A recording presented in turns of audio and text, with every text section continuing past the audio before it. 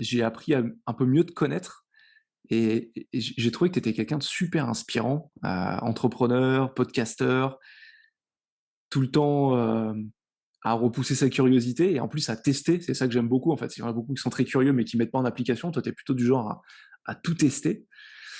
Donc je suis super content de t'avoir avec moi là pour les prochaines minutes, et toi, tu es toujours sur Palavas, parce que tu m'as dit que tu avais changé de maison?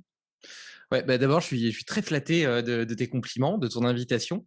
C'est vrai que j'ai toujours été quelqu'un d'extrêmement curieux et l'exploration, donc en l'occurrence du potentiel humain, est un truc qui me passionne vraiment, mais de façon plus large, j'adore la nouveauté et j'ai lu un Ouais. truc là, il y a pas longtemps qui m'a beaucoup parlé. C'est, tu vois les bébés, parce que je suis papa aussi, d'une petite fille qui Mmh. maintenant a 18 mois et qui m'inspire énormément et les bébés apprennent d'abord à marcher à 4 pattes. Ils maîtrisent extrêmement bien la locomotion en quadrupédie. Et pourtant, un beau jour, ils décident de se lever, d'apprendre à marcher. Et c'est quelque chose qui est complètement sous-optimal parce que ils vont chuter régulièrement et malgré tout, ils vont se relever, recommencer, Mmh. réessayer, alors que ils ont un autre mode de déplacement qui lui est déjà bien maîtrisé. Et j'ai l'impression qu'une fois qu'on arrive adulte, on a tendance à se cantonner dans ce qu'on sait faire, à perdre cet esprit, curieux, à avoir peur, du regard des autres, peur de l'échec et donc ne plus oser aller vers l'avant, aller vers la découverte, sortir de notre Mmh. zone de confort comme on le faisait étant bébé. Et donc on a tendance à reproduire des choses qu'on sait déjà faire, à s'hyper spécialiser. Et moi, à l'inverse, et je pense que ça, c'est inscrit dans mon caractère, j'adore la découverte, la nouveauté. C'est quelque chose qui m'anime profondément. Et du coup, pour répondre à ta question, non, je suis plus à Palavas. J'ai déménagé provisoirement à Poussan, à 30 minutes OK, de Palavas. Donc, j'ai la chance maintenant d'avoir un petit jardin. Et ce qui répond à une super. autre de mes volontés qui était d'améliorer mon rapport à la nourriture. Je trouve qu'elle est parfois désincarnée. Acheter du muscle cellophané sans le respecter, des légumes dont on ne sait pas d'où ils viennent, etc. J'avais besoin de remettre de la conscience dans mon acte d'alimentation, tant d'un point de vue Mmh. nutritionnel qu'en termes de valeur, tu vois, vis-à-vis de la viande, etc. Et donc, grâce à ce petit potager, j'ai des poules. Donc, j'ai le plaisir tous les jours d'aller chercher mes œufs avec ma petite fille et aussi de lui apprendre Au ça, top, tu vois, le rapport bien direct sûr. à la matière. Moi, je travaille dans le digital, donc parfois mes journées se déroulent devant un ordinateur. Et justement, j'avais besoin de me reconnecter aux Mmh. fondamentaux, tu vois, à la terre. Et du coup, j'ai mon petit potager en permaculture, j'ai mes petites poules et ça reste provisoire néanmoins parce que c'est juste le temps, de faire des travaux dans ma maison principale que je revendrai par la suite pour partir m'installer en Haute-Savoie, au bord du lac Léman, qui est un endroit qui m'inspire particulièrement. Trop cool. C'est hyper intéressant, tu vois, tout ce que tu dis, là, par rapport à l'enfance déjà.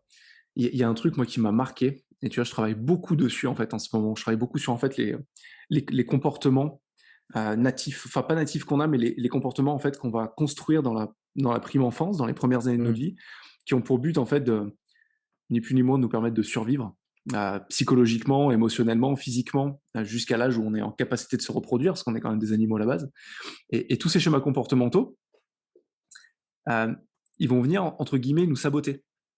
C'est même pas entre guillemets, ils vont complètement venir nous saboter et plus on grandit, plus on s'éloigne de l'enfant, qu'on était et je trouve ça hyper intéressant parce que tu vois, plus je travaille avec des personnes, plus, heu, sur le coaching, je me rends compte qu'il y en a beaucoup qui ont créé une tension interne en se disant: «Mais je suis pas la personne que je voulais devenir» et en fait, plus on creuse, plus on se rend compte que la personne qu'ils voulaient devenir, en fait, ils l'ont toujours été. C'est juste qu'on a tendance à s'éloigner de la personne qu'on était quand on était enfant, c'est-à-dire de sa curiosité, de son envie de Mmh. tester, de sa capacité à s'émerveiller de tout et n'importe quoi, d'aller ramasser les œufs de poule, tous les trucs comme ça, quoi. Et, et effectivement, c'est cette peur de l'échec, de tester des choses et de se planter. Et quand tu regardes psychologiquement, la peur et l'excitation, enfin physiologiquement, psychologiquement, c'est la même chose. C'est juste une interprétation différente, mais la réaction enfin, cérébrale, la manière dont ça se passe, c'est exactement la même chose. Et il y a un truc aussi, moi, qui m'a fait sourire dans ce que tu as dit, c'est être plus conscient de ce qu'on mange. Moi, je viens d'une famille de gros viandards. Et aujourd'hui, quand je retourne chez mes parents, j'arrive pas à survivre 3 jours parce que c'est viande matin, midi, soir, tous les jours, et mon corps est plus du tout habitué à ça. Et en fait, tu vois, moi, dans ma belle famille, il y a plus cette notion de terroir où en fait ils vont faire leur propre charcuterie, ils vont tuer le cochon, ils vont tuer les poules, ils vont tout faire. Alors, ils sont absolument pas agriculteurs, mais c'est ancré dans cette mentalité de quand tu fais des choses, tu dois tuer les bêtes. Et là, moi, ça fait 12 ans que je suis avec mon épouse, et j'ai ressenti cette conscience dont tu parles justement, où je voyais mon beau-père qui allait tuer le cochon, qui tuait les poules, et moi j'en étais incapable. Et ben, c'est à ce moment-là où ma consommation de viande, en fait, elle a mais radicalement baissé. Parce que je me suis dit, ok, t'es pas capable de tuer un poulet, t'es pas capable de tuer un cochon, t'es pas capable d'aller tuer un bœuf ou un truc comme ça, t'es pas capable d'ôter la vie. À un moment, arrête de bouffer de la viande et de consommer bêtement. Et mécaniquement, ma consommation de viande, et celle de ma femme aussi d'ailleurs, a radicalement baissé. Avoir une consommation plus consciente des choses. Non, complètement, mais c'est exactement ça. Et tu vois, moi, je suis pas du tout contre le fait de manger de la viande, j'en consomme aussi. Mais je Mm. pense que justement, si tu dois toi-même tuer l'animal, donc c'est-à-dire, ça demande déjà un effort physique d'y aller, du temps, et ça demande aussi un effort mental parce que si tu aimes les animaux, bah, c'est dur de tuer un animal. Et dès Complètement. lors, il y a un respect qui se crée, un Mm. respect pour la bête que tu as tuée et donc que tu vas consommer. Mais derrière, tu vois, tu le fais en conscience. Tu vas pas manger que le muscle et laisser tous les abats parce que C'est ça. tu préfères le muscle, etc. Et puis, tu vas pas te dire, oh, bah, je jette la moitié de mon steak parce que j'ai plus faim. Et, euh, et naturellement, tu régules aussi ta consommation de viande sur la semaine Mm. parce que ça t'a demandé un effort. Et le fait de l'avoir comme ça à disposition, d'avoir que la meilleure partie, etc. Et ça coûte même pas tellement cher, tu vois. Donc, tu l'as tellement facilement aujourd'hui, je pense, que ça t'enlève tout le respect, toute la conscience d'animal. Et par rapport aux Bien. constructions des modèles vis-à-vis de l'enfance, je suis on ne peut plus d'accord avec ce que tu partages. Et en fait, quand tu es bébé, au début, tu ne sais rien, tu n'es personne quelque part. Et donc, Mm. tu vas te construire par observation, par imitation, avec les modèles que tu as autour de toi. Et c'est hyper important parce que c'est grâce à ça que tu vas être capable ensuite d'avoir des codes sociaux, de vivre en société et d'être justement un animal social correctement adapté. Mais le risque, c'est que c'est tous ces codes que tu vas apprendre, tous ces masques en fait que tu as l'habitude de porter et qui vont se conjuguer pour faire ta personnalité, cachent ou camouflent ta nature profonde, ce qui te fait C'est réellement ça. vibrer au fond de toi Mm. et te fait parfois poursuivre des illusions. Alors, c'est pas forcément grave en soi parce que ces illusions, c'est aussi des formes de moteurs. Donc, tu vas poursuivre des objectifs, etc. Puis après, tu vas les atteindre et tu vas t'apercevoir qu'en réalité, c'était pas ça qui te rendait heureux. C'est pas grave. Mm. Grâce à ça, tu comprends justement que c'est pas ça et donc ça t'oblige à réfléchir plus loin, à aller chercher ailleurs la réponse. Mais je pense qu'il faut en avoir conscience, pardon, et justement faire le distinguo entre qu'est-ce que je fais par rapport à ma vision de la société, en réaction à ce que je me suis fait, à ce que je me suis construit comme image de la réussite, d'un homme, de ceci, de cela, et qu'est-ce qui me fait par rapport à ce qui me fait réellement vibrer au fond de moi. Ouais, complètement. Ouais, tu vois, il y a une analogie avec le business que moi je peux faire quand j'étais dans le monde de la banque, de la finance, où j'étais obsédé par ma carrière en fait, et j'ai eu la chance de me rendre compte tôt en fait que c'était pas ce que j'attendais de la vie. Mais il y en a plein souvent. Je crois que c'est Stephen Covey qui parle de cette analogie, c'est de l'échelle posée sur le mauvais mur. Où en fait tu te concentres à grimper les échelons d'une échelle, et une fois que tu arrives en haut, tu te rends compte qu'en fait bah, t'étais pas sur le bon mur, quoi. Et le temps passe tellement vite qu'on a vite tendance à zapper justement cette temporalité, à se dire j'ai le temps, j'ai le temps, j'ai le temps, jusqu'à ce qu'on l'ait plus. Et Après, tu ça vois reste là, mieux quand même de monter sur le mauvais mur et de s'en rendre compte pour aller sur un autre après que d'être frappé d'immobilisme, de paralysie, de peur de faire le mauvais choix. complètement. Je pense qu'il n'y a pas de Mmh. mauvais choix. Il faut de toute façon toujours essayer. De toute façon, l'homme est fait pour le mouvement, que ce soit le mouvement physique, le mouvement dans sa vie, le Mmh. mouvement d'exploration. Et donc, je pense qu'il faut toujours être dans l'action, toujours aller de l'avant, toujours avancer, être dans ce mouvement et même quitte à faire des erreurs qui nous permettront de nous rediriger sur notre chemin de vie. Mmh. Tu vois, c'est super intéressant ce genre de discussion, d'autant plus que, comme tu dis, toi, tu travailles dans le monde du digital, tu as une startup dans le monde du digital, et je trouve fascinant le fait que tu arrives à conjuguer les deux. Parce que toi et moi, on sait très bien que le monde de l'entrepreneuriat, c'est un monde qui est hyper prenant. Et toi, à côté, tu as ton podcast, tu as des invités, tu es actif et tu fais en plus un travail de fond. Et même une fois que le podcast est tourné, de création de composition qui est quand même profond. Et, et tu vois, c'est pour ça que je voulais échanger avec toi aujourd'hui, pour parler de ta relation à la performance en général, parce que tout ça, ça demande quand même, d'être, ouvert à toi, tu parles de l'exploration du potentiel humain, à c'est exactement ça, c'est de se dire: «OK, comment est-ce que je fais pour faire tout ce que j'ai envie de faire?» Bah, il y a 2 choses, je pense, primordiales par rapport à ça. Déjà, j'ai une discipline très, très, prégnante. Je pense que j'ai un profil, tu vois, assez, sérotoninergique, introverti, c'est-à-dire que l'image que je me fais de moi-même est très importante pour moi, encore plus que l'image que les autres ont de moi. Et donc, c'est hyper puissant en fait comme outil parce que si je renonce à quelque chose que je voulais faire, si je renonce à des objectifs que je me suis fixés, à une Mmh. routine que j'ai décidé de mettre en place, à une habitude que j'ai pris ou à un engagement que j'ai pris vis-à-vis de moi-même, eh bien, mon image de moi en sera tellement dégradée que c'est une option qui est tout simplement pas possible. Donc ça me permet d'être tout le temps porté, même quand j'en ai pas envie, vers la réalisation de ce que j'ai décidé de faire. Ça, c'est la première chose. Et la deuxième, c'est l'organisation. J'ai une organisation, tu vois, souvent on a tendance à critiquer les rituels, les routines, les habitudes, Mmh. parce que ça paraît barbant et c'est pas fun.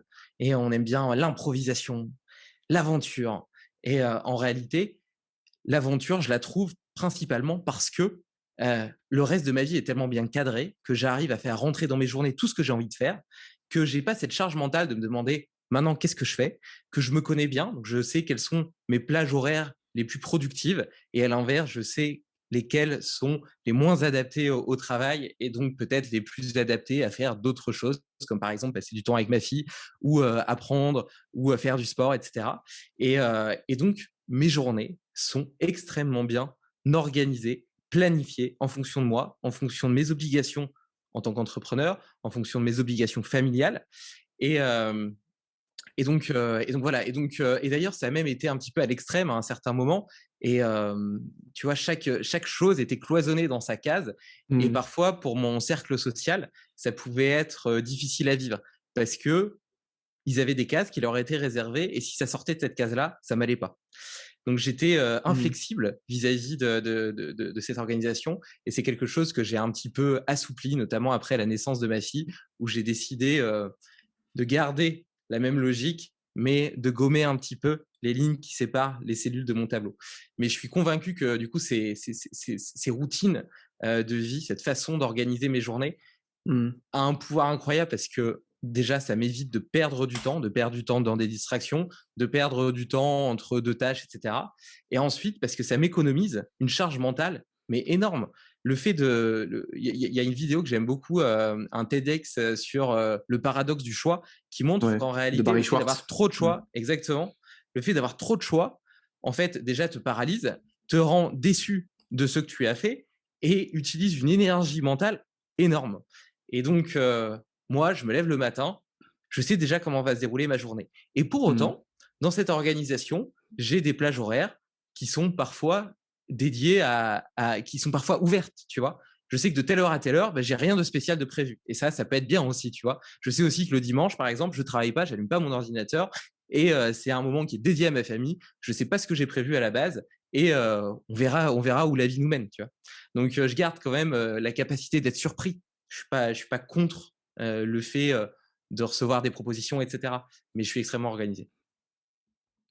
Tu vois, c'est intéressant que tu parles du paradoxe du choix parce que je me rends compte que c'est un concept que très peu de personnes connaissent. Et juste voilà pour le cadre de l'épisode, dans ce TEDx, Barry Schwartz, alors a écrit un super bouquin justement sur le paradoxe du choix et à l'initiative de cette théorie qui date du début des années 2000. Et c'est hyper intéressant parce qu'il parle d'une étude où dans un linéaire, tu vas mettre, je sais pas, 5 goûts, de confiture. Tu vas les placer dans ce linéaire. Tu vas remplir juste tout le linéaire de 5 goûts de confiture et la semaine suivante, alors grosso modo, l'étude, je l'ai plus en tête, ça fait un moment que j'ai vu la vidéo.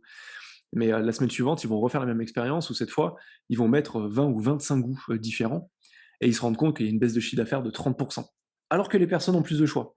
12 paradoxes. Où on se dirait, bah non, j'ai le choix de tout ce que je veux, donc je vais augmenter mon chiffre d'affaires. Alors qu'en fait, c'est exactement l'inverse. Moins on laisse le choix aux personnes, plus elles prennent des décisions. Et je pense que tu vois, aujourd'hui, on parle on parle beaucoup de la théorie du bonheur, comme quoi il faut tout le temps être heureux, parce qu'en fait, le paradoxe, c'est qu'aujourd'hui, la majorité des personnes sont, je vais pas dire malheureuses, mais pour la plupart, pas loin, parce qu'il y a trop de choix. Il y a trop de choix pour tout. Tu vois, moi, je bosse avec un consultant marketing, il fait en sorte que je me focalise sur un ou deux réseaux sociaux maximum. Parce qu'aujourd'hui, il y en a plein. Et tu te dis, mais potentiellement, je peux aller partout. Quand tu vas en supermarché, tu as un choix monumental. Dans la vie, en général, aujourd'hui, on a un choix monumental, et même dans nos métiers, dans notre quotidien. Et c'est pour ça que j'aime beaucoup cette idée, tu vois, de cadrer sa productivité, comme tu le dis. Parce que pour beaucoup de personnes, c'est binaire, c'est s'enfermer. Mais tu as entièrement raison. En fait, tu te laisses pas le choix. Tu dis non, c'est prévu, c'est tout. Je me regarde dans le miroir et je me dis, tu t'es engagé à faire ça, tu le fais. Tu n'as plus à réfléchir. Les choses sont beaucoup plus fluides. Et souvent, les personnes sont binaires par rapport à ça, de se dire, ouais, mais ton temps est millimétré, tu n'as plus le temps de t'émerveiller, y a plus d'espace pour la surprise, il n'y a plus d'espace pour rien. Non, c'est pas vrai. Au début, tu es extrêmement rigide, mais plus tu Mmh, prends le pli, plus tu commences à avoir de la flexibilité. exactement. Et c'est comme tout. Là, je travaille avec un client sur la nutrition. Même, je vais même pas prendre cet exemple. J'en parlais hier soir avec ma femme. Elle me dit, putain, mais la nutrition, je lui parle d'équilibre acide-base, d'indice glycémique, tout ça. Elle me dit, mais c'est hyper compliqué. Je fais, non, c'est hyper compliqué les 2 premières semaines où tu fais attention. Après, tu fais plus attention à ça parce que c'est des réflexes que tu as pris. Ça devient normal de consommer ta nourriture de telle manière pour faire en sorte que tu n'aies pas de gros pics de glycémie, que ton corps soit pas ultra acidifié. Et on part sur un autre sujet.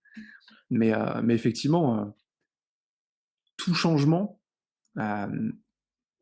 nécessite un peu de rigidité au début, mais qui va t'apporter énormément de flexibilité et moins de charge mentale à terme. Et puis, ce que tu partages aussi, c'est le pouvoir des habitudes. Et déjà, je pense que c'est important de ne pas tout changer en même temps. Moi, j'ai toujours avancé Mm. petit à petit sur mon chemin, étape par étape, que ce soit sur l'alimentation, sur le sport, sur ma productivité, mon organisation, etc. Je me dis, ah bah tiens, il y a quelque chose ici que je pourrais optimiser, je vais faire ce test-là. Et à chaque fois, j'ai avancé comme ça, étape par étape, petit à petit, parce que toute méthode est individuelle. En fait, chacun aimerait avoir la méthode magique, C'est l'alimentation hyper important ce parfaite, que tu dis. etc. Mm. Alors qu'en réalité, tout est individuel. Et donc moi, petit à petit, j'ai testé les choses, petit à petit. Et si tu essaies de tout changer du jour au lendemain, en plus, pour ton cerveau, qui est habitué, justement, qui a ses habitudes, parce qu'on est quand même des êtres routiniers, c'est un tsunami. Et du coup, c'est pas gérable. Il n'arrivera pas à le tenir sur le long terme. Ça va générer du stress, du cortisol, de la noradrénaline, etc. Donc, il faut y aller étape par étape. Et tu vois, une pyramide que tu construis, tu poses tes briques. Mm. Et paf, j'optimise mon petit déjeuner. Paf, j'optimise mon repas du midi. Paf, ah bah tiens, là, je me rends compte de ça. Je vais peut-être modifier un peu ceci, un peu cela. Là, tu vois, par exemple, sur mon organisation, ma productivité, pourtant, j'avais déjà fait pas mal de trucs. Je me suis aperçu que j'étais quand même beaucoup plus productif le matin que l'après-midi. Donc là, maintenant, je me lève à 5h30 du mat. Je commence à Ok. bosser. Donc le matin, j'aime bien. Donc ça, tu vois, on reprend le principe des habitudes. Le matin, j'ai toujours ma petite routine de mobilité qui permet de réveiller mon corps, de commencer ma journée. Je pense qu'à la fois, c'est bon pour l'entretien de toutes mes fonctions humaines. Et en plus de ça, c'est une bonne façon de prendre conscience de mon véhicule et de me réveiller, de me mettre justement, dans ma journée, tu vois, de passer de l'état de sommeil à un état plus actif. Donc j'ai ma petite routine. Mm. Après, je vais promener mon chien. Je petit déjeune et puis je commence à travailler vers 6h30, tu vois. Et à midi, j'ai quasiment fini ma journée. J'ai fait toutes les tâches qui étaient réellement importantes pour moi. Et en réalité, avant, sur une journée normale, tu vois, il m'aurait fallu beaucoup plus de temps pour arriver au même résultat parce que je suis Ouais. beaucoup plus productif le matin. Et par contre, j'ai des petits hacks, tu vois, par exemple, mon Gmail est très bien organisé aussi et donc j'ai des dossiers, des choses qui doivent être traitées de façon urgente, d'autres qui ne le sont pas. Et de cette façon-là, j'ai des blocs, par exemple, pour l'administratif. Avant, assez facilement, je me laissais happer par tu sais, quand tu es chef d'entreprise, tu as toujours des conneries administratives à faire qui te Mm. saoulent et donc qui te parasitent parce qu'en plus, tu sais que tu dois les faire, donc ça reste dans un coin de ta tête, etc. Ça t'énerve, tu vois, ça crée de l'aversivité. Donc du coup, tu te dis, Exactement. ah, je vais le faire maintenant. Mais si tu le fais maintenant, eh ben, ça te détourne des tâches qui sont réellement importantes, qui ont un réel C'est impact ça. sur Ouais. ton business. Du coup, je les mets dans un dossier, paf, et il y a un créneau dans ma semaine qui est dédié à ces tâches-là. Et toutes les semaines, paf, j'ouvre ce dossier, je déroule les trucs administratifs que je dois faire. Et j'ai ces petits tips d'organisation pour tout. Et donc, je disais que du coup, je termine ma journée, entre guillemets, à midi. Et ça me permet d'avoir tout l'après-midi à disposition pour apprendre, me former, répondre justement à des mails qui ne sont pas très importants, qui ne demandent pas énormément de créativité, énormément de ressources cognitives. Pour les calls, pour des points d'équipe, des petites réunions, etc. Des choses qui, en réalité, nécessitent pas que je sois au maximum de moi-même. Et en plus, en termes de charge mentale, ça permet d'être beaucoup moins stressé, entre guillemets, parce qu'à midi, je sais que j'ai déjà fait tout ce qui était réellement important. Le reste, si j'ai pas le temps de le faire aujourd'hui, que je le fais demain, c'est pas grave.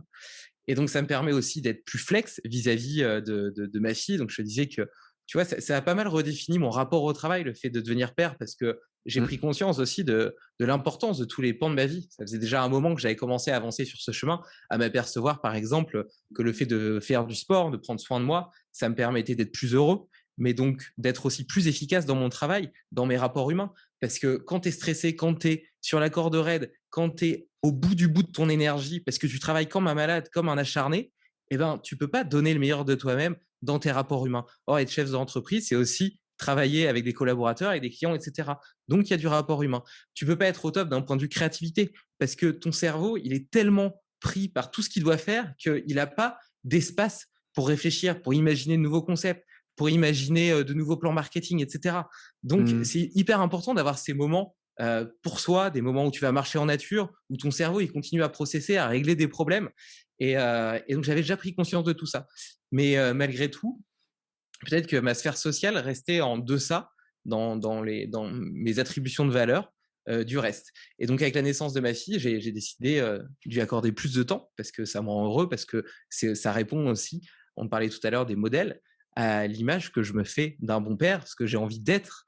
Et parce que travailler, c'est bien, gagner de l'argent, c'est bien, mais en réalité, c'est pas si important que ça. Ce qui est important, c'est l'impact que tu vas avoir sur le monde. Et donc, quel impact tu as sur le monde? Principalement celui de ton cercle proche. Et pour ça, il faut être exemplaire, entre guillemets, il faut être bien dans ton cœur, dans ton corps, pour pouvoir donner autour de toi de l'amour, donner de l'enthousiasme, etc. Donc, je divague, hein, mais... Et donc, je termine sur ma réponse. Et donc, du coup, grâce à ça, l'après-midi, tu vois, et ben, maintenant, ma fille, elle est chez la nounou. À 17h, elle termine la nounou. J'allais jamais la chercher. 17h, je commence ma journée à 17h. Non, j'exagère, mais 17h, c'était beaucoup trop tôt. J'avais dit à ma femme, d'ailleurs, c'était beaucoup trop tôt comme horaire. Puis elle me dit, oui, mais moi, j'ai envie de la voir plus et du coup, j'irai la chercher. Bon, ok. Et ben maintenant, c'est moi qui vais la chercher le soir. Et je suis très content de ça. Donc, tu vois, je me suis offert aussi le luxe de ce relâchement. Et pourtant, j'ai pas l'impression d'être moins focus sur mon business. Au contraire, j'ai l'impression d'être plus détendu, plus efficace. Tout ça parce que j'ai décalé mon moment de travail, enfin de travail vraiment intense, sur le moment de la journée où j'étais le plus productif. Ça me parle beaucoup, tu vois, ce que tu dis. Moi, la mienne a 3 ans. Et c'est vrai qu'il y a beaucoup, beaucoup, beaucoup de choses qui ont changé à ce moment-là. Où, moi, ça avait toujours été clair dans ma tête. Je veux être un père présent. Je me l'étais toujours dit. Je m'étais toujours engagé à ça, et même envers ma femme. J'ai dit très vite quand on s'est rencontrés, je dis moi, quand je serai père, je serai un père présent. Et c'est vrai que j'ai monté ma boîte 1 an avant de devenir papa. Et en fait, la première année, je faisais 8h, 19h tous les jours. Ça me paraissait normal.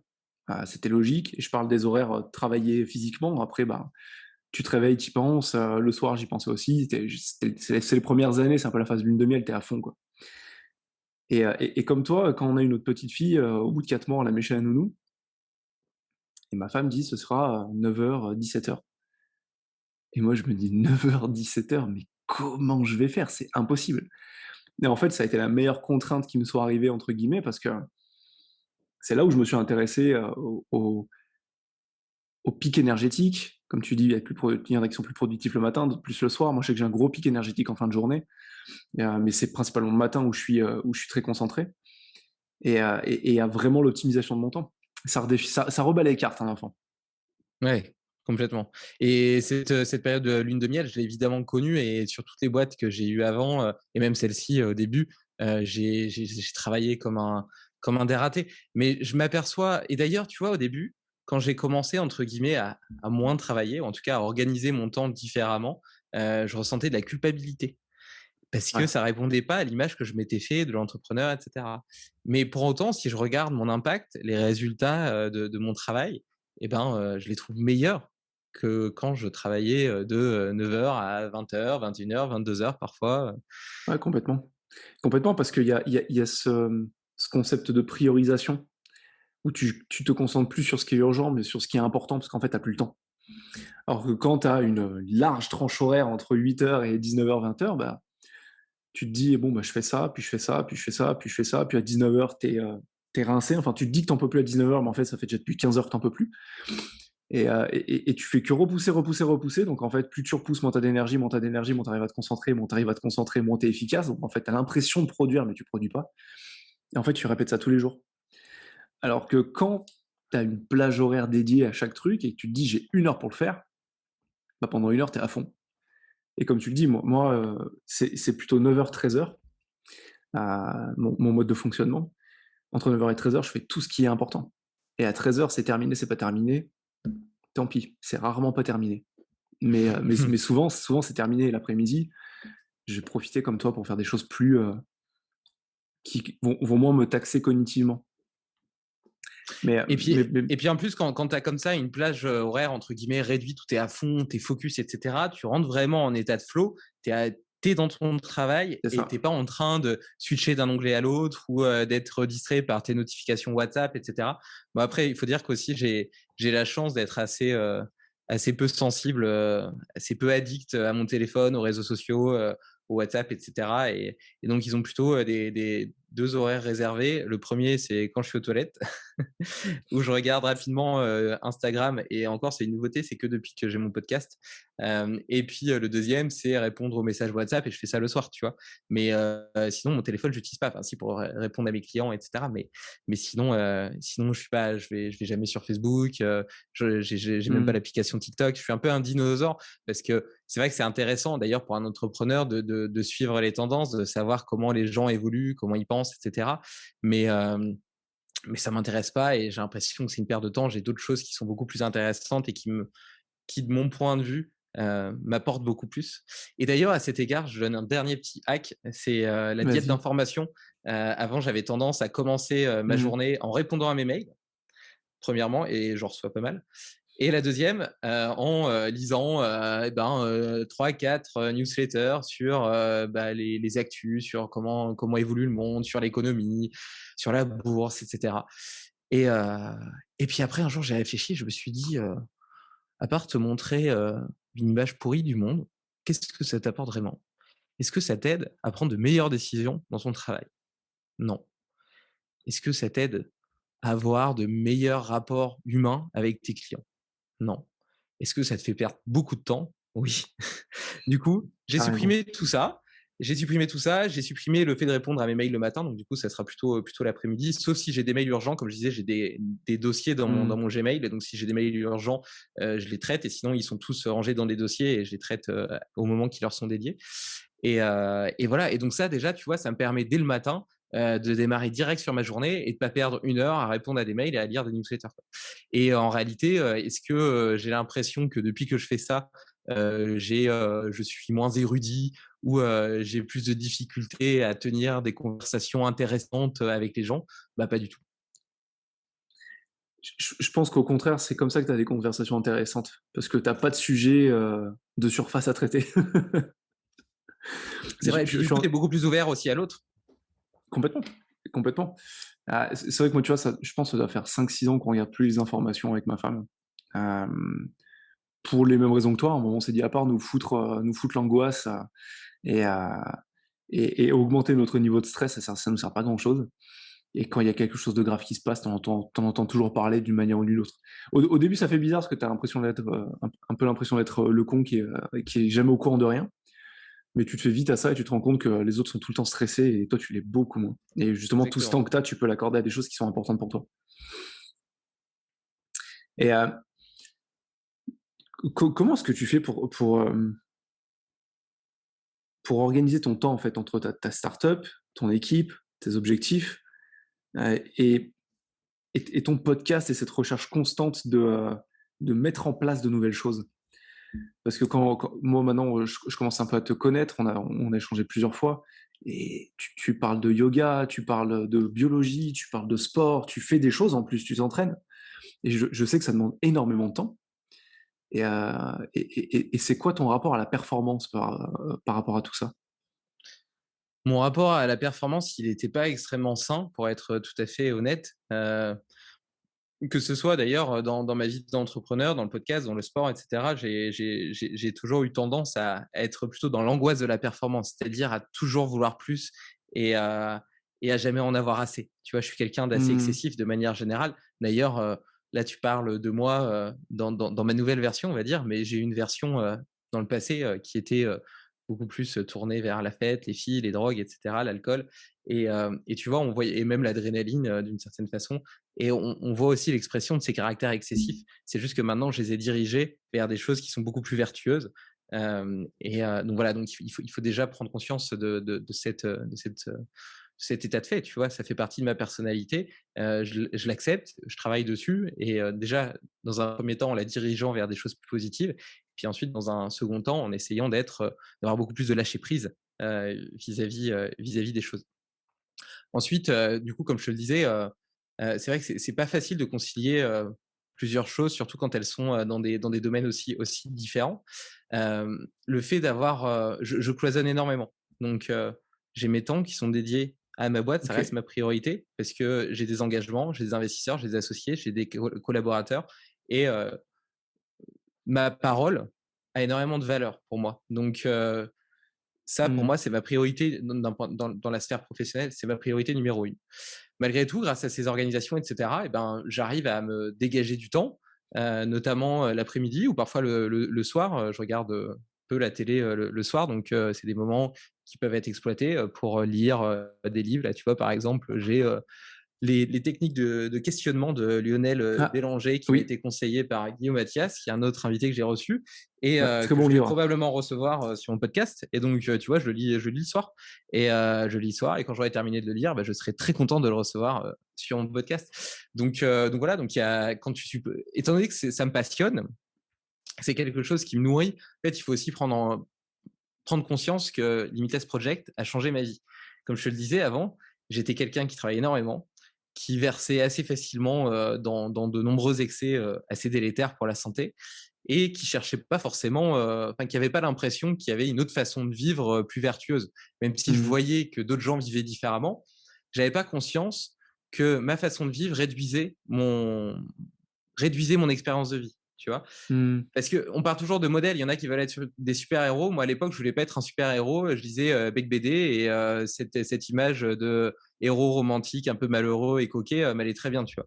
Donc, Mmh. et aujourd'hui, j'ai une vie qui est radicalement opposée et je me sens tellement mieux à tout niveau, que ce soit en termes de productivité, de créativité, de bienveillance envers les autres, d'enthousiasme, d'amour, d'énergie. Enfin, vraiment, ça a radicalement changé ma vie. Donc, le temps que je consacre au podcast, j'ai pas l'impression de consacrer du temps au podcast. J'ai l'impression de consacrer du temps en investissant dans moi et en me permettant d'être la meilleure version de moi-même. Et en étant la meilleure version de moi-même, j'ai l'impression de servir ma boîte, de servir ma famille et de me servir moi personnellement. Donc c'est en réalité hyper vertueux et je le vois pas comme un sacrifice, tu vois. Et donc Mmh. quand le soir, par exemple, plutôt que de regarder une série à la con, je lis les techniques de questionnement, pour reciter cet exemple, j'ai pas l'impression de travailler. C'est du bonheur pour moi. Et de la même façon, comme je te disais, j'adore explorer. Et ben, quand je peux passer un week-end à aller découvrir l'univers de quelqu'un, que ce soit potentiellement, si on arrive à l'organiser, aller se faire une sortie rando ou trail ensemble, ou On va y arriver. partir à Biarritz pour aller faire les certifications MOVNAT, ou en Italie pour aller faire du yoga Tumo, etc. Et ben, j'y vais. Et ça me grandit tellement que ça en vaut largement la peine. C'est cool et tu vois, il y a un truc que tu as dit où je dirais que c'est précisément l'inverse. C'est-à-dire en faisant tout ça, j'ai l'impression, bah, en fait, d'avoir un impact plus positif sur les autres, sur ma femme, sur ma vie et sur moi et enfin, je pense qu'en fait, c'est exactement l'inverse. C'est quand on arrive à avoir un impact sur soi, c'est Mmh, à ce moment-là qu'on peut commencer à avoir un impact positif sur tout le reste complètement. et tu vois, c'est vraiment moi ma philosophie, en général Et pendant longtemps, et je pense encore auprès de certaines personnes, ça résonne comme de l'égoïsme, je dis toujours: «Partez de vous. Partez de vous, travaillez sur vous, misez sur vous, améliorez-vous et une fois que vous aurez fait ça, vous pourrez donner, mais sur le long terme aux autres». Et il y en a beaucoup, tu vois, que même des amis, des personnes que j'ai fréquentées professionnellement, tu vois, qui me disaient: mais non, c'est hyper égoïste, il faut vraiment être là pour les autres» et je suis entièrement d'accord avec ça.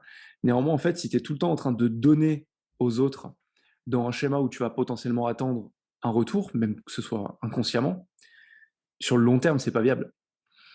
Pour pouvoir apporter aux autres, il faut que ça soit sur le long terme et pour ça, il faut que toi, tu sois droit dans tes bottes, que tu sois bien, que tu aies de l'énergie, que tu sois cool et que tu puisses avoir un impact positif à long terme sur les autres.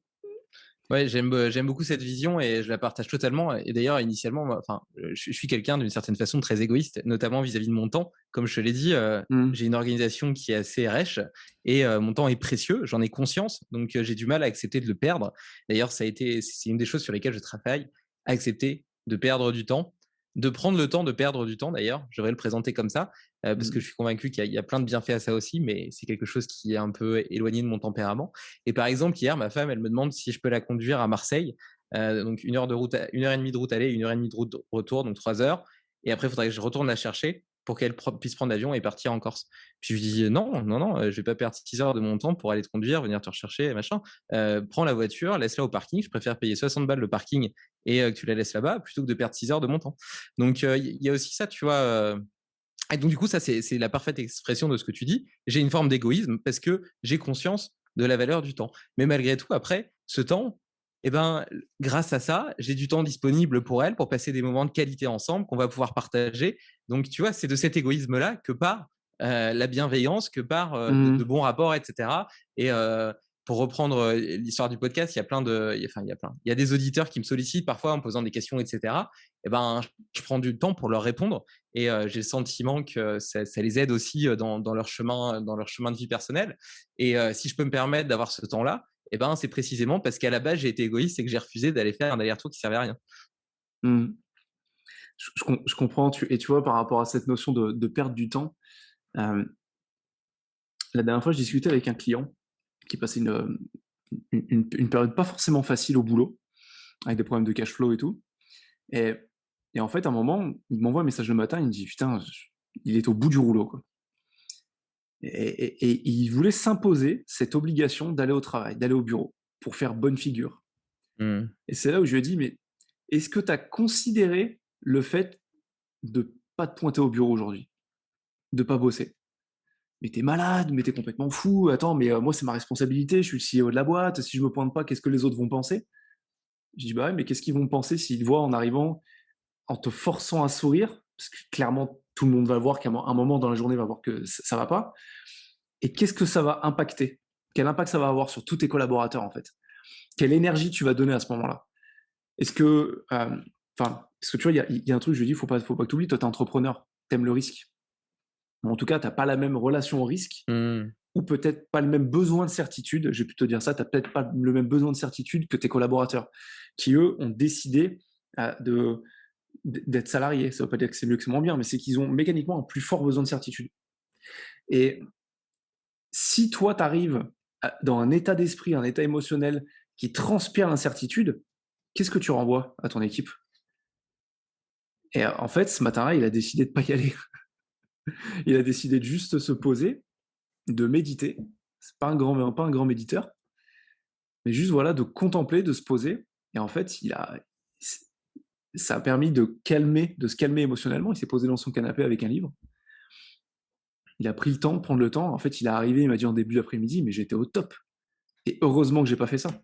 Mais c'est vrai que quand on est dans la boucle infernale du quotidien d'un entrepreneur, il y en a beaucoup qui prennent pas ce temps de prendre du recul, de prendre le temps de perdre du temps, en fait, des fois, comme tu le dis.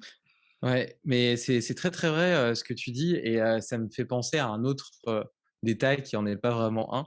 C'est que souvent, quand tu es entrepreneur, surtout au début de ta boîte et cetera, ta boîte, c'est ton bébé, tu lui donnes tout et du coup, il y a que ça qui est important dans ta vie et Ouais, tu as vraiment un effet de tunnel, tu vois? Et complètement. le reste est toujours hyper secondaire. Donc tu as un énorme pilier au début et rien à côté.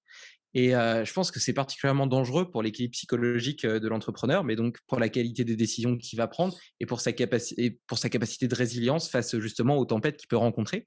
Parce que quand ça va pas dans sa boîte, et ben forcément, étant donné qu'il a rien d'autre sur lequel se reposer, c'est son seul pilier, il Tu as perd entièrement pied. raison. Et s'il Mmh. perd pied, il peut plus être le capitaine solide, fort, confiant face à la tempête. Et pourtant, c'est ça, c'est vraiment ça qu'on attend de lui. Tu vois, c'est pas de prendre des bonnes décisions quand tout va bien, c'est de prendre les décisions difficiles quand tout va mal.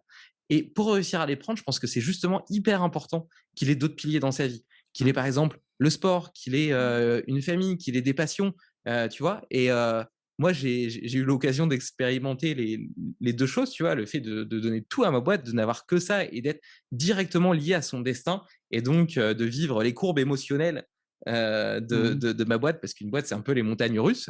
Et maintenant, à l'inverse, j'ai une antifragilité beaucoup plus forte à cet égard, parce que j'ai d'autres voies de satisfaction addictive que sont ma famille, que sont le sport, que sont Limitless Project.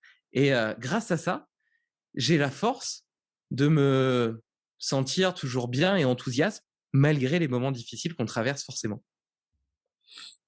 C'est hyper intéressant. Tu vois, cette notion d'antifragilité, des différents piliers, ça image mieux que ce que j'ai dit, en fait, cette image de ce qu'est la vie d'un entrepreneur. Et, et ça résonne complètement en moi. Tu vois, j'ai fait un article, je crois que c'est cette semaine, ouais, c'est cette semaine sur ma newsletter, où je parlais de quelque chose de très personnel. Et en fait, j'ai toujours rêvé d'être entrepreneur. J'ai bossé pendant 10 ans dans le monde de la finance, de la banque de la finance, mais j'ai toujours eu ce rêve au fond de moi de dire un jour je le serai. Et le jour où je l'ai été, j'ai commencé à me prendre tellement au sérieux. Je disais pas que j'étais un but de ma personne, mais c'est qu'en gros, il n'y a plus rien qui comptait. C'était, tu as voulu être entrepreneur toute ta vie, ça y est, tu l'es, maintenant tu y vas à fond, quoi. Mmh. Et en fait, j'ai complètement coupé de qui j'étais. C'est-à-dire quelqu'un de jovial, quelqu'un de taquin, qui aime bien rire, qui aime bien faire le con. Et j'étais très, très sérieux avec moi-même. Et en fait, je m'en suis rendu compte il n'y a pas très longtemps où je discutais avec mon coach. Et c'est à ce moment-là où je m'en suis rendu compte. C'est qu'il y a peut-être 3 ans, j'ai jeté mon doudou. Ça peut paraître complètement bête, comme ça. Mais je me souviens très bien, j'étais dans mon ancienne maison, j'avais mon bureau à l'étage. Je devais lire un livre ou regarder une formation, je suis descendu et un acte délibéré. J'ai pris mon doudou, je l'ai jeté à la poubelle. Et comme si c'était un acte de dire maintenant mon gars, t'es grand. Maintenant mon gars, t'es plus un gamin, quoi. Et en fait, je me suis rendu compte qu'à ce moment-là, il y a tout qui a basculé dans ma vie. J'ai fait un premier burn-out 6 mois après. Les relations avec ma femme étaient hyper tendues. Pour la première fois de ma vie, en plus de 30 ans, j'ai arrêté le sport. Quand je dis arrêter le sport, c'est que j'en fais plus de 2 fois par semaine, ce qui pour moi était énorme, parce que j'en fais entre 6 et 7 fois par semaine. Et en fait, je me rendais compte qu'il y a tout qui se cassait la gueule, quoi. Parce qu'effectivement, j'étais en train de scier la branche sur laquelle j'étais assis, quoi. Et c'est quand j'ai commencé à reprendre contact avec ça, à me rendre compte de la connerie que j'avais faite. Alors, je suis pas allé à la déchetterie chercher mon doudou, ça c'était trop tard. Mais je me suis rendu compte qu'à un moment, il faut pas perdre qui on est, il faut pas tout sacrifier dans le process. Parce que c'est comme ça que tu pètes ton vol. Et comme tu dis, une entreprise, c'est qu'une entreprise, entre guillemets. J'extrapole ce que tu dis, mais moi, c'est ce que j'en retiens. C'est une entreprise, c'est qu'une entreprise. Quand tu seras sur ton lit de mort, tu vas pas te dire à quel point j'ai bien géré cette boîte. Tu penseras à ta famille, tu penseras à tes enfants, tu penseras à tes amis, au bon moment que tu as vécu, aux belles expériences que tu as vécues et à ta vie de manière globale. Pas qu'au fric que tu as mis de côté et à l'entreprise pour laquelle tu t'es tué. Et j'aime bien ce que tu dis par rapport au sport. C'est moins profond que ce que tu partages, mais je l'ai pas cité. Et, euh, et du coup, moi, je me suis mis plus tardivement à faire du sport. J'en ai fait quand j'étais enfant, peut-être jusqu'à mes 18 ans. Et puis après, j'ai une période un petit peu, comme je t'ai dit, de divagation. Donc, je faisais beaucoup de Entre sport guillemets. de chambre et beaucoup de sport en boîte de nuit. Mais sinon, je faisais pas beaucoup d'activités physiques en tant que telles. Et j'avais un très mauvais sommeil parce que j'arrivais pas à trouver le bouton off de mon cerveau et du coup, il était tout le temps en train de processer, il y avait toujours plein d'idées. Et c'est génial d'avoir plein d'idées, mais c'est très fatigant. Et C'est tu vois, épuisant, ouais. j'ai souvent tendance à dire que certains manquent d'énergie et manquent d'idées. Moi, j'ai trop d'énergie et trop d'idées. Et le sport a été le début d'un chemin merveilleux pour moi parce qu'il m'a aidé à m'équilibrer. Déjà, il m'apporte une fatigue, il me permet de décharger une part de mon énergie qui me permet de mieux dormir la nuit. Mmh. Du sport et de cette envie de performer est venue la nutrition, est venue la méditation, est venu l'intérêt pour toutes ces sphères qui aujourd'hui me semblent hyper complémentaires, font un tout et me permettent de me sentir mieux à tout niveau. Mais pour rester beaucoup plus pragmatique, le simple fait de réussir à mieux dormir la nuit, qui a été, j'ai beaucoup travaillé à optimiser mon sommeil, je le précise, m'a permis de gagner aussi beaucoup de temps. Parce que quand tu passes 2 heures dans ton lit à essayer de t'endormir et puis qu'après tu fais encore une petite insomnie pendant la nuit d'1 heure, en réalité, ta nuit, tu as perdu 3 heures dans ta nuit et donc dans ta journée. Par contre, maintenant, moi qui dors hyper bien, ces 3 heures-là, elles sont à disposition pour des choses qui sont potentiellement plus productives. Donc ça, c'est intéressant. Et puis, sur le petit enfant intérieur, je trouve ça très touchant ce que tu partages et très vrai en même temps. Et de la même façon, mais beaucoup plus tôt que toi, je me suis caché derrière une carapace de fer blanc. Ça m'empêchait pas d'être jovial, taquin, etc. avec les autres parce que j'ai toujours eu ce côté un petit peu séducteur. Mais pour Mmh. autant, je me livrais pas vraiment. J'étais pas vraiment dans la relation. C'était plus une forme de, c'est une mauvaise connotation, mais de manipulation, d'adaptation sociale. Mmh. Et parce qu'en réalité, j'avais peur d'être rejeté. Je l'ai été quand j'étais en 6e et ça m'a profondément marqué. Et tu vois, ce besoin d'être fort, de prendre des douches froides, Ouais. d'être fort physiquement, d'être fort dans le sport, de réussir, d'avoir potentiellement une belle voiture, une belle maison, qu'on parle de moi dans la presse.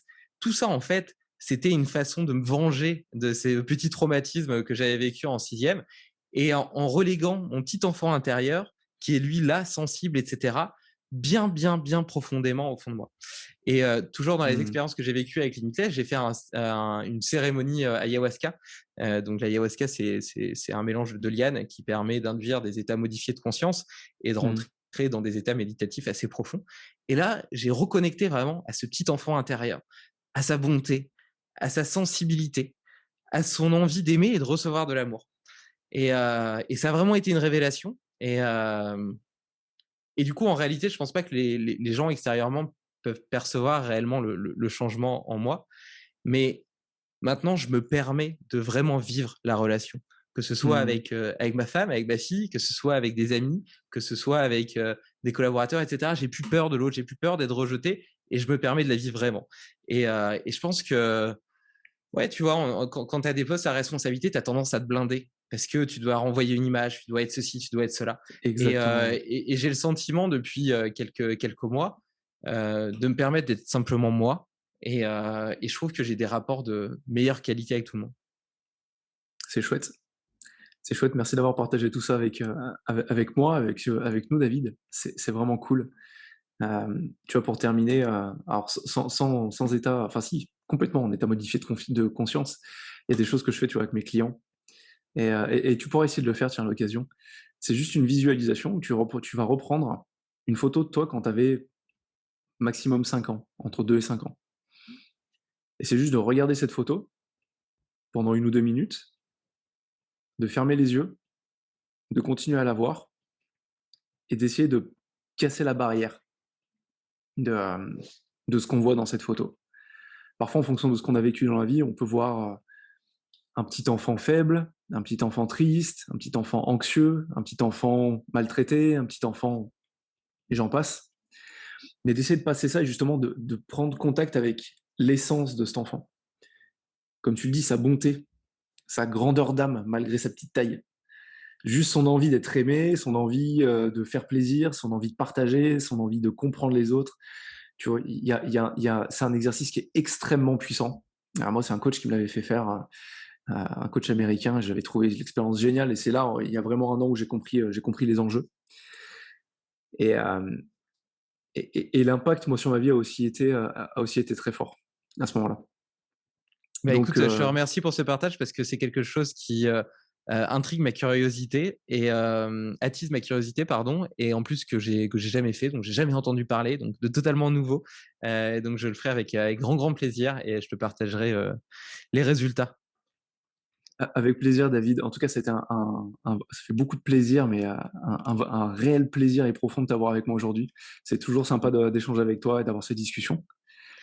Bah, Et il était partagé. Tu fais vraiment partie des belles rencontres que j'ai fait grâce à ce podcast. J'espère qu'on arrivera à coordonner justement nos emplois du temps un petit peu chargés pour aller marcher un petit peu en nature et continuer, poursuivre ces belles discussions, ces belles conversations. avec plaisir, comme on s'est dit, dès septembre, on va arriver à se faire ça, une petite balade dans le Vercors sympa. Je vais nous organiser ça. Magique. Et en attendant, je mettrai les liens sous la vidéo de ton podcast et ta newsletter, comme ça les gens pourront vraiment rentrer dans ton univers. C'est gentil. Merci, Quentin.